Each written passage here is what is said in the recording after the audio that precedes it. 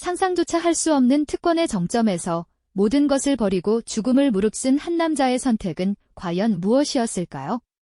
그의 아버지는 북한의 핵무기를 만드는 심장부, 그야말로 체제의 핵심 인물이었고 그는 뼛속 깊이 김일성주의자로 길러진 북한의 미래를 짊어질 엘리트였습니다. 그런 그가 왜 단 한 번의 기회를 위해 목숨까지 걸어야 했을까요? 지금부터 그 숨막히는 실화 속으로 여러분을 초대합니다. 북한 최고위층의 삶이란 어떤 모습일까요? 아마 많은 분들이 상상하기 어려우실 겁니다. 오늘 이야기의 주인공은 그런 상위 1% 중에서도 손꼽히는 특권층에서 태어났습니다. 그의 아버지는 북한 핵개발의 총괄자로 체제 안에서 최고 지도자의 절대적인 신임을 받는 인물이었죠. 덕분에 그는 남들이 감히 꿈꿀 수도 없는 물질적 풍요 속에서 자랐습니다. 최고급 저택에서 생활했고 개인 운전사가 딸린 전용 차량으로 움직였으며 귀한 식재료로 차려진 식탁과 해외에서 몰래 들여온 물건들로 가득한 생활을 누렸습니다. 겉으로 보기엔 그 누구도 부러워할 만한 완벽한 삶이었을 겁니다. 하지만 그 화려한 특권 뒤에는 늘 그림자처럼 따라붙는 것이 있었습니다. 바로 철저한 통제와 감시였죠. 그는 자유롭게 친구를 사귈 수도, 원하는 책을 읽을 수도, 심지어 가고 싶은 곳을 마음대로 갈 수도 없었습니다. 모든 동선은 보고되었고 만나는 사람들은 관리되었으며 그의 일거수일투족은 늘 누군가의 시선 아래 놓여 있었습니다. 번쩍이는 대리석 바닥 위, 넓은 공간 속에서도 왠지 모를 외로움을 느끼곤 했습니다. 호화로운 저택은 안락한 보금자리라기보다는 마치 금빛으로 치장된 거대한 감옥처럼 느껴지기도 했을 겁니다. 당 간부 자제들과의 모임에서도 겉으로는 웃고 있지만 왠지 모를 위화감과 경계심이 늘 존재했죠. 그는 어린 시절부터 세상의 모든 지식이 오직 수령님으로부터 온다고 배웠고 외부 세계는 온통 적들로 가득한 위험한 곳이라고 주입받았습니다.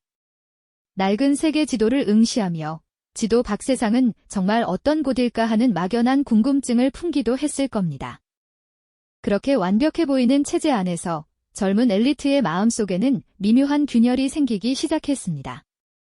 그는 자신에게 주어진 특권이 과연 정당한 것인지, 그리고 자신이 배우고 믿어왔던 세상의 진실이 정말 전부인지 의문을 품기 시작했죠. 그러던 어느 날 우연한 기회에 외부 세계와의 제한적인 접촉을 하게 됩니다. 밀수된 라디오에서 흘러나오는 지지직거리는 소리 속에서 그는 북한 체제가 선전하는 것과는 전혀 다른 이야기를 듣게 됩니다. 자유로운 나라에서 사람들이 어떻게 살아가는지, 어떤 문화를 향유하는지, 그리고 바깥 세상은 얼마나 다채로운지 말이죠. 밤늦게 몰래 주파수를 맞춰가며 그는 숨죽여 외부 소식에 귀를 기울였습니다. 책상 위에는 김일성 주석의 어록과 체제 선전물이 놓여 있었지만 그 아래에는 몰래 숨겨둔 외부 서적이 있었습니다. 그 책들은 그가 믿어왔던 세상에 거대한 질문표를 던지는 듯했죠. 아버지의 서재에서 우연히 발견한 기밀 문서들 속에서 그는 체제의 또 다른 얼굴을 엿보게 됩니다. 그 문서는 그에게 깊은 혼란과 불안감을 안겨주었습니다. 자신이 누려온 특권이 어떤 대가 위에 세워진 것인지, 그리고 자신의 아버지가 그 체제 안에서 어떤 역할을 하는지, 또 자신의 미래는 어떤 방향으로 흘러갈지에 대한 심각한 고민이 그의 마음을 잠식하기 시작했죠. 잠 못 이루는 밤들이 이어졌고 그의 머릿속에는 결코 해서는 안 될 금기시된 생각의 싹이 조용히 트기 시작했습니다.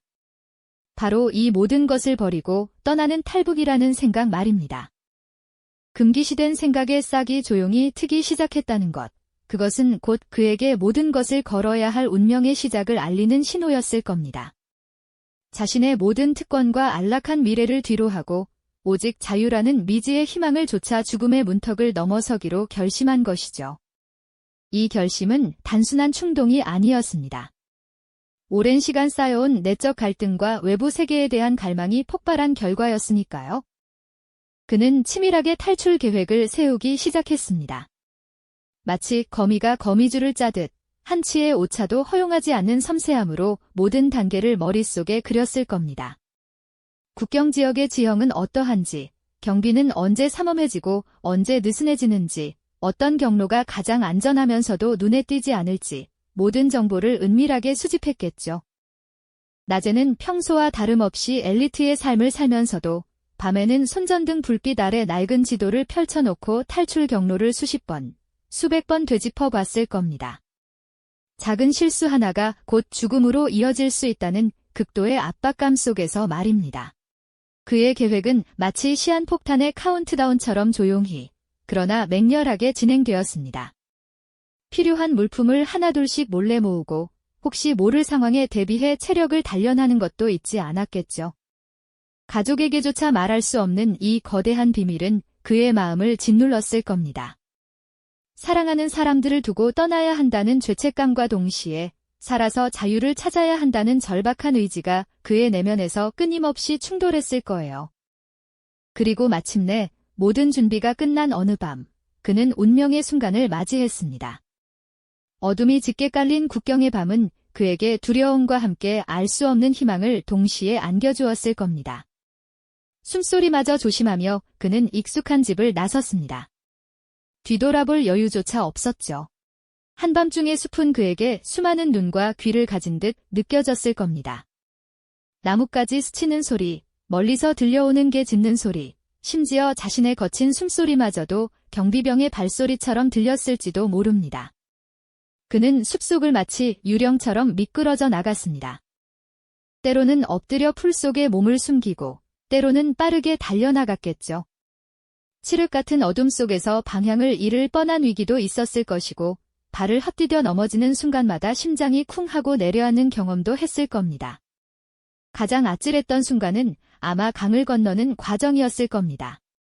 차가운 강물은 그의 몸을 순식간에 얼어붙게 만들었을 테고 거센 물살은 그를 집어삼킬 듯 위협했을 겁니다. 헤엄치는 내내 그는 자신이 살아있는지조차 확신할 수 없었을지도 모릅니다. 머리 위로는 달빛조차 없는 암흑, 발 아래는 깊이를 알 수 없는 강물, 그리고 뒤에서는 언제든 그를 덮칠 수 있는 추격의 그림자가 드리워져 있었으니까요.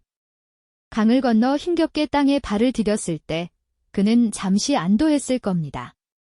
하지만 그 안도감은 채 몇 분도 가지 못했을 테죠. 멀리서 들려오는 인기척, 혹은 예상치 못한 곳에서 터져나오는 불빛에 그는 다시금 몸을 숨겨야 했을 겁니다. 마치 쫓고 쫓기는 숨바꼭질처럼 그는 생사의 기로에서 필사적인 도피를 이어갔습니다. 심장이 터질 것 같고 온몸의 근육이 비명을 질러도 멈출 수 없었을 겁니다. 멈추는 순간 모든 것이 끝이라는 것을 본능적으로 알고 있었으니까요. 도피 중에는 예상치 못한 위기도 찾아왔을 겁니다.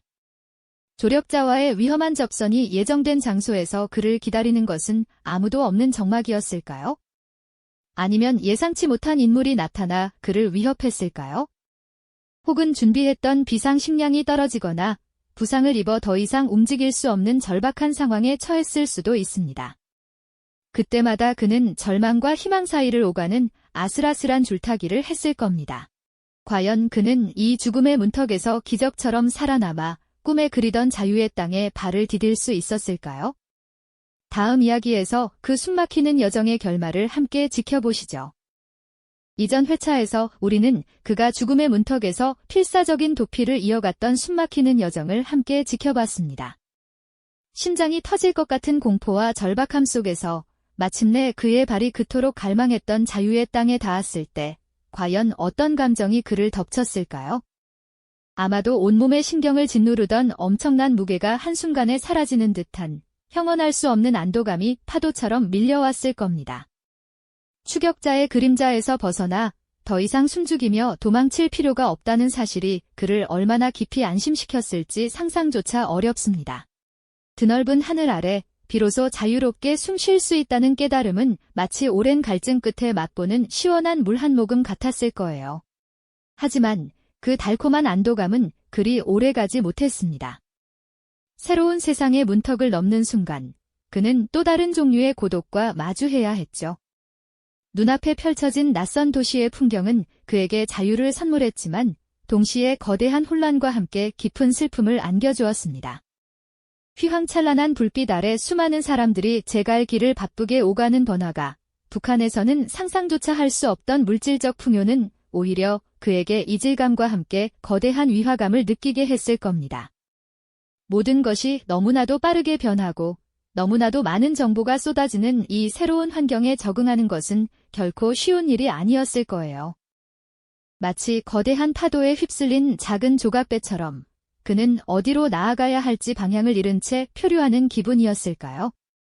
자유를 얻었지만 그 대가는 너무나도 컸습니다. 가장 먼저 그의 마음을 짓누른 것은 바로 북한에 두고 온 가족들에 대한 뼈아픈 죄책감이었을 겁니다. 북한 핵개발 총괄자의 아들이라는 특수한 지위, 그가 누렸던 모든 특권을 뒤로하고 홀로 탈출을 감행한 그의 선택은 어쩌면 남겨진 가족들에게 돌이킬 수 없는 위험을 안겨준 것일지도 모른다는 생각에 밤잠을 설치기도 했겠죠. 한때는 김일성주의자로 길러졌던 자신의 과거와 이제는 자유를 찾아 나선 현재 사이에서 그는 끊임없이 내적 갈등을 겪어야 했습니다. 그가 선택한 자유가 가족에게는 오히려 족쇄가 될 수도 있다는 잔인한 현실 앞에서 그는 얼마나 많은 밤을 홀로 번민했을까요? 새로운 사회에 적응하는 과정 또한 순탄치 않았습니다. 북한의 최고 엘리트였던 그가 이곳에서는 모든 것을 처음부터 다시 시작해야 하는 평범한 한 사람에 불과했으니까요. 언어나 문화적 차이뿐만 아니라 자본주의 사회의 치열한 경쟁 속에서 살아남기 위한 고군분투는 그에게 또 다른 시련으로 다가왔을 겁니다. 과거의 영광은 아무런 의미가 없었고 낯선 직업에 적응하기 위해 밤낮 없이 노력해야 했습니다. 자신이 가진 지식과 경험이 이 새로운 땅에서는 통하지 않는다는 현실에 좌절하기도 했을 테죠. 때로는 TV 뉴스에서 흘러나오는 북한 소식을 접하며 자신이 떠나온 땅의 그림자가 여전히 자신을 따라다니고 있음을 깨닫고는 쓸쓸한 얼굴로 먼 곳을 응시했을지도 모릅니다. 마치 때려야 뗄 수 없는 그림자처럼 과거는 끊임없이 그의 현재를 잠식하려 들었을 겁니다. 그의 탈북은 단순히 한 개인의 생존을 넘어 북한 체제에 큰 파장을 불러일으킬 수 있는 중요한 사건이었습니다. 북한 핵개발의 심장부에 있던 핵심 인물의 아들이자 내부 사정을 누구보다 잘 아는 그가 외부 세계에 자신의 목소리를 내는 것은 북한 정권에는 치명적인 위협이었을 겁니다. 그의 증언 하나하나가 북한 체제의 허구성과 잔혹성을 드러내는 강력한 증거가 되었을 테니까요. 국제사회는 그의 이야기에 귀 기울였고 그의 용기 있는 고백은 북한 내부에 감춰진 진실을 세상에 알리는 중요한 도구가 되었습니다. 하지만 이러한 외부적 영향력만큼이나 그의 내면에서는 과거와 현재, 자유와 책임 사이의 복잡한 감정적 충돌이 계속되고 있었습니다. 그는 영웅으로 추앙받으면서도 동시에 고독한 이방인의 삶을 살아야 했죠. 그는 어쩌면 평생을 과거의 그림자와 싸워야 할지도 모릅니다. 자유를 얻었지만 그 자유가 가져다준 새로운 종류의 속박, 즉 떠나온 고향에 대한 그리움과 가족에 대한 죄책감이라는 보이지 않는 사슬에 묶여 살아가야 하는 것이죠. 그의 이야기는 단순한 탈북 스토리가 아닙니다. 그것은 한 인간이 자유를 향해 목숨을 걸고 나아갔을 때 그 자유가 얼마나 큰 대가를 요구하며 동시에 얼마나 복합적인 감정들을 안겨주는지를 생생하게 보여주는 증언입니다. 낯선 땅에서 새로운 삶을 시작하며 그는 오늘도 과거와 현재의 교차점에서 고뇌하며 진정한 자유의 의미를 찾아가고 있을 겁니다. 그의 여정은 아직 끝나지 않은 것이죠. 네, 맞습니다. 그의 여정은 새로운 시작을 알리는 동시에 또 다른 종류의 고뇌를 마주하게 되는 여정이었죠. 마침내 자유의 땅에 발을 딛는 순간 그의 가슴을 짓누르던 죽음의 공포는 희미해졌지만 그 자리를 채운 것은 알 수 없는 낯선 감정들이었습니다. 안도감과 함께 밀려오는 비통함은 그가 잃어버린 모든 것들에 대한 슬픈 고백이었을까요? 차가운 새벽 공기 속에서 그는 어쩌면 뜨거운 눈물을 흘렸을지도 모릅니다. 추격자들의 위협에서 벗어나 간신히 빛을 향해 달려왔지만 그 빛이 드리운 그림자 또한 만만치 않았을 테니까요. 그 순간 삶과 죽음의 경계에서 자유를 향한 인간 본연의 강렬한 의지가 마침내 결실을 맺는 듯 보였지만 그것은 또 다른 시작에 불과했습니다. 낯선 도시의 풍경은 그에게 자유를 선물했지만 동시에 깊은 고독을 안겨주었습니다. 눈부신 경제 발전과 물질적 풍요가 넘실대는 이 땅에서 그는 마치 시간 여행을 온 이방인처럼 느껴졌을 겁니다.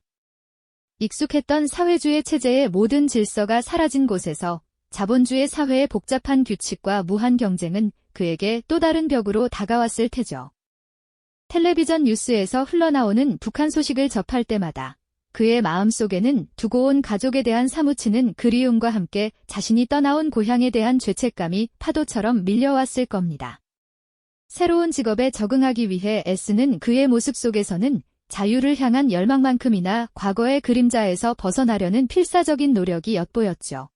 물론 그의 용기 있는 탈북과 증언은 국제사회에 큰 파장을 일으켰습니다.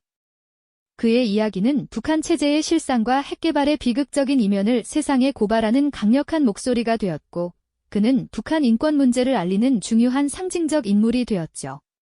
수많은 인터뷰 요청 속에서 그는 담담히 자신의 과거를 이야기했지만, 카메라 불빛 뒤에서 그는 여전히 과거와 현재, 그리고 미래 사이의 복잡한 감정적 충돌을 겪고 있었습니다.